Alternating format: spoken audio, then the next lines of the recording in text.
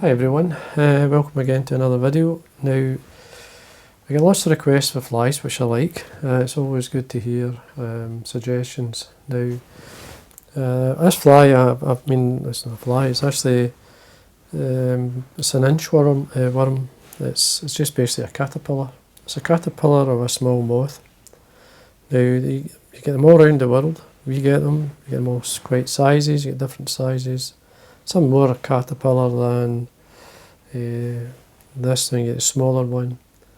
A couple of styles. This is a style that I like to tie. It's one I was experimenting many years ago with, and obviously, if you see, it's like a wee caterpillar. It's the way these caterpillars move when they're on the leaves, but it's the shape of one when it's maybe on the water. I try to sort of wriggle some way to the bank if it falls into the river. Thickness of the chenille, well, you can go small, extra small. Tie them in different colours as well. You're looking for like an inset green type colour, something like this would do. It's got a nice colour. Now this is a small Suede chenille. Now what I do, what I like to do anyway, is I run the wax through it. So I've got my wax here, so I just simply run it through 2 or 3 times, that's enough. It does affect the look of the chenille, but we can sort that. Now the caterpillars, depending on the size of the caterpillars, around obviously there's one called the inchworm. That's the one mainly you see along the banks, hanging from trees. It usually hangs off a fine thread. And then they fall into the river, and the fish do feed on them. I'm looking for I've got my lighter here. I'm just going to melt the end, just lightly. Now an inch, well, you can exaggerate slightly. Well, just over an inch or so. I'm not going to do the end, I'm just going to, well, as well doing it, because this is about the right size. So melt both ends. Now before we do that, you can use either a bright colour thread or an olive thread. It depends on what you want. I'm going to use the Chartreuse in this case. This one is the Chartreuse in 8/0. I'm going to wax the thread first before I start. Just need the grip, so you do it. Hook choice, up to yourself. Many hooks you could use. I'm using this one here, the Czech Nymph size 18. This one here. I want a nice wide gape. It's obviously a barbless hook. You could use a short shank special, which is a barbed version. It's got a wide gape. If you want a barbed, obviously hook. Now I'm just going to run it down just a length, maybe just slightly by the point of the hook, or if you were in a standard hook, you'd be in line with the barb. Then I'm going to come halfway back up.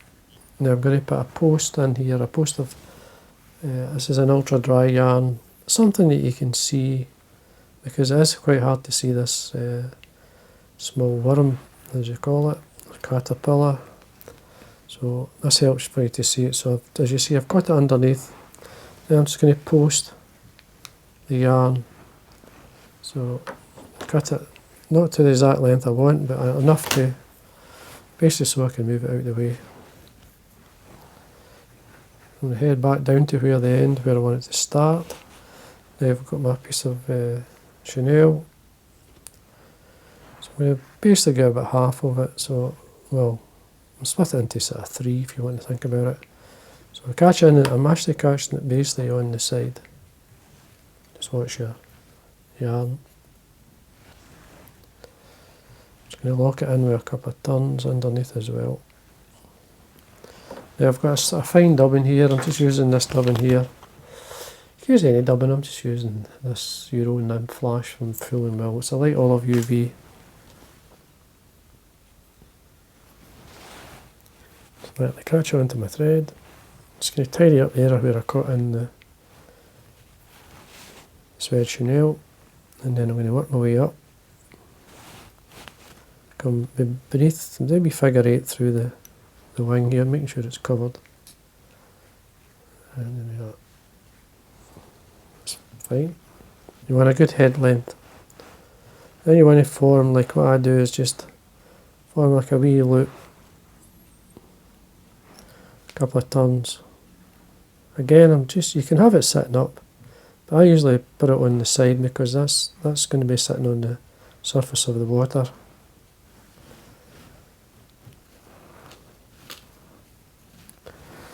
Just going to get my dubbing needle here just to make sure this is out. See the length. I'll do it. And then you want to get your varnish, as you run it down, onto my thread. And make sure you get like 3 or 4 turns. And then wet finish.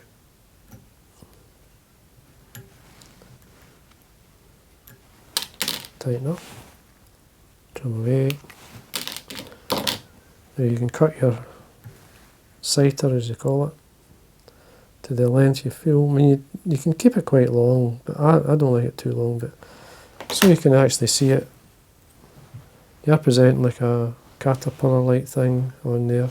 Now, I want to darken just the head area, and the head can be at either end, but I'm going to put it at the front.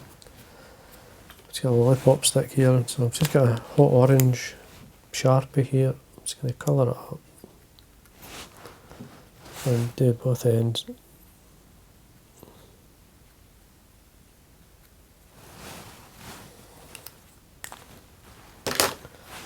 Should do it. And then I want to heat it up because of the wax on the Suede chenille. Now the wax chenille will make it float. You see it's quite sort of thick. And what you've got to do is heat it. So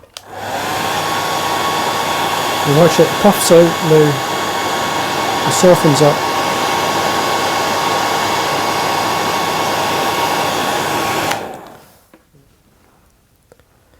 There folks, that's it. So just allow it to cool down. It will stay like that. I mean, when it cools down you can touch it. When it's still warm you can actually press it flat. But because of the wax it actually stays dry. It's as simple as that. It'll float far longer. Having this sort of U shape in the body here catches the surface film much better, and you see it in the bigger one here. You can still see through okay. It's just like a wee caterpillar. You can still use a standard one like this. Here's the other one. So that's this wee inchworm. Tie them all different sizes. I mean, when you can mess about with them on the water, and you can cut them up to suit yourself. Try the different colours. Even to try the Chartreuse. You can colour it and darken it down with a pen, which I've done many a time. Here's one that's more a lime green colour. Certainly worth messing about with colours like this. So you can go even darker towards the browny olives. They work. And brown. Another colour worth doing, believe it or not, is red. Because bloodworm, and especially the lochs, they come to the surface sometimes. Having them, it's worth having them as well. Tied much the same style. So there you are folks, I hope you enjoyed that. Again, as always, thanks for watching. If you like the worm, try it, give it a go. If you do well, give me a shout. So thanks for watching, until next time.